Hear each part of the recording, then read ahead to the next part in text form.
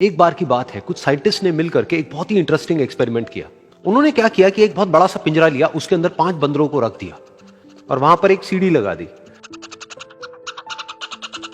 उस सीढ़ी के टॉप पर कुछ केले रख दिए। फिर उन साइंटिस्ट ने क्या किया कि जैसे ही कोई भी बंदर उस सीढ़ी पर चढ़ता केलों तक पहुंचने के लिए, तो ऊपर से ठंडे पानी की बारिश करने लग जाते। तो जैसे ही वो ठंडा पानी गिरता उस बंदर के ऊपर जो कि सीढ़ी पर चढ़ रहा था, वो फटाफट से नीचे आता तो पानी बंद हो जाता।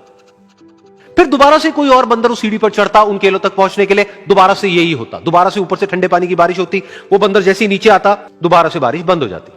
तो बंदरों ने इसका मतलब यह निकाला कि जैसे ही कोई भी सीढ़ी पर चढ़ता है तो ऊपर से ठंडा पानी गिरता है।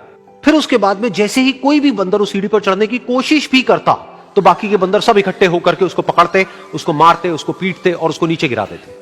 फिर दोबारा कोई कोशिश करता, दोबारा उसके साथ भी ऐसा ही होता। फिर उन साइंटिस्ट ने क्या किया कि उन 5 बंदरों में से एक बंदर को उस पिंजरे में से निकाला और उसकी जगह एक नए बंदर को उस पिंजरे के अंदर डाल दिया। अब उस बंदर को नहीं पता था कि यहां पर क्या खेल चल रहा है। उसको जैसे ही सीढ़ी के ऊपर वो केले नजर आए, वो फटाफट से उस सीढ़ी के ऊपर चढ़ने लगा।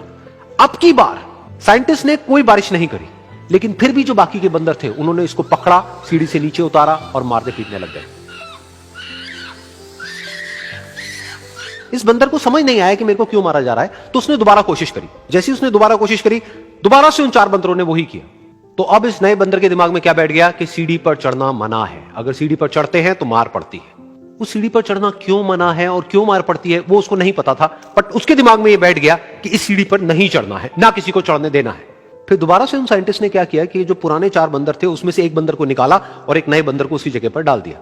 अब इस नए बंदर ने भी वही किया जो इससे पहले वाले ने किया था, यानी कि वो भागता हुआ गया, उस सीढ़ी के ऊपर चढ़ने की कोशिश करी, उन केलों तक पहुंचने की कोशिश करी। बाकी 4 इकट्ठे हो गए और उन्होंने उसको मारा पीटा, सीढ़ी से नीचे गिरा दिया। उसको कुछ समझ नहीं आया, उसने दोबारा कोशिश करी, दोबारा उसके साथ यही हुआ। और अब इस बंदर के दिमाग में भी यही बैठ गया कि सीढ़ी पर चढ़ना मना है और सीढ़ी पर चढ़ने से मार पड़ती है। फिर साइंटिस्ट ने एक एक करके जो पुराने 3 बंदर बचे हुए थे उसमें से भी एक एक करके उन बंदरों को निकाला और उनकी जगह पर 3 नए बंदर आ गए। अब ये 5 बंदर नए थे और किसी को भी ये नहीं पता था कि उस सीढ़ी पर चढ़ना मना क्यों है, लेकिन उन सबके दिमाग में बैठा हुआ था कि सीढ़ी पर चढ़ने से मार पड़ती है। तो कोई भी कोशिश नहीं कर रहा था, जबकि अब कोई ठंडे पानी की बारिश भी नहीं हो रही थी। वो चाहते तो आराम से उस सीढ़ी पर चढ़ते, केले तोड़ते और आपस में बांट करके खा लेते।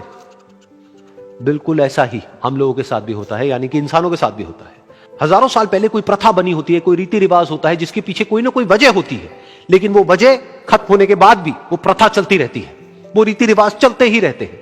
किसी में इतनी हिम्मत नहीं होती है ये पूछने की कि हम क्या कर रहे हैं, क्यों कर रहे हैं। बस सबको ये पता होता है कि ऐसा ही होता है।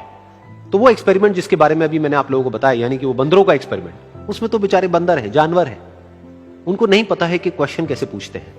लेकिन अगर हम इंसान होने के बावजूद भी क्वेश्चन ना करें तो हमारे में और जानवरों में क्या फर्क है, सोचिए।